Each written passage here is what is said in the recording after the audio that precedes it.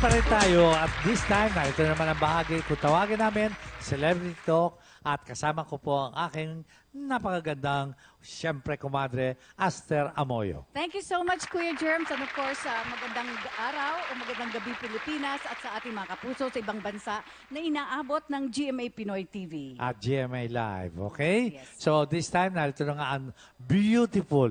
Dahil dito sa bansa natin, maraming kagandahan talaga. At isa na rito ang ating bisita. Alam mo, nagtataka nga ako, Kuya Germs, bakit hindi ito sumali sa iba't ibang beauty contest? Kasi qualified eh. Pating kulay, di Well, ba? may kanya-kanyang guhit ng palad, ano? Pero hindi naman nga nawala yung kagandahan niya sa ibang klase naman ng pamamaraan. At yan ay alam natin kung ano. Pakilala mo na, Mare. And of course, first time sa Celebrity Talk ng Walang Tulugan with the Master Showman. Mga kaibigan, let's all welcome Miss Michelle Madrigal. Michelle? Hello, good evening po. Well, thank you, belated na. Hello. Ayan.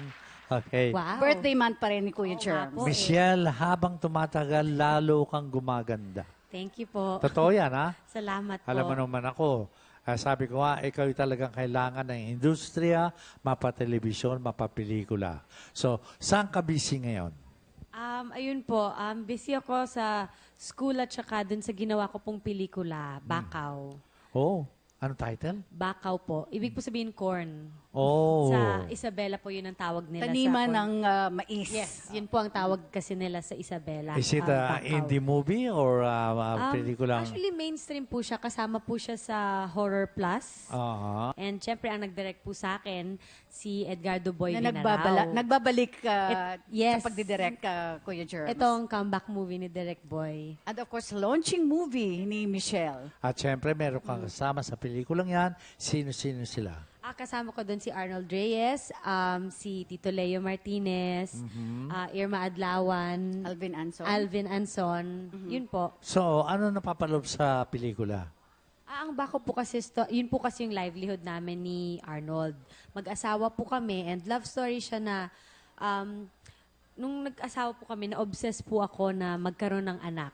Kasi di ba bilang isang babae, yun ang nakakapagkumpleto sa kanila eh.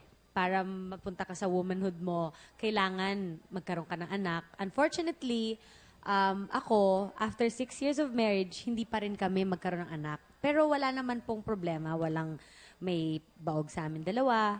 Hanggat sa yung last resort ko na pumunta ako sa isang albularyo. And doon na mag-start yung mga conflict sa story. Oh, Kasi is it, may pagnanasa pala sa akin yung Albularyo. which Na is Tito Leo. ginagampanan ni Leo Tito Leo Martinez. Martinez. Ito ba may pagka-horror or drama? Thriller po siya. Aha. And medyo daring. Her Ito po yung sexiest, first, ito po movie yung, to ito date. na yung pinaka-sexing project na nagawa ko. Kasi Okay. kay Direct Boy lang ako pumayag na magkaroon ng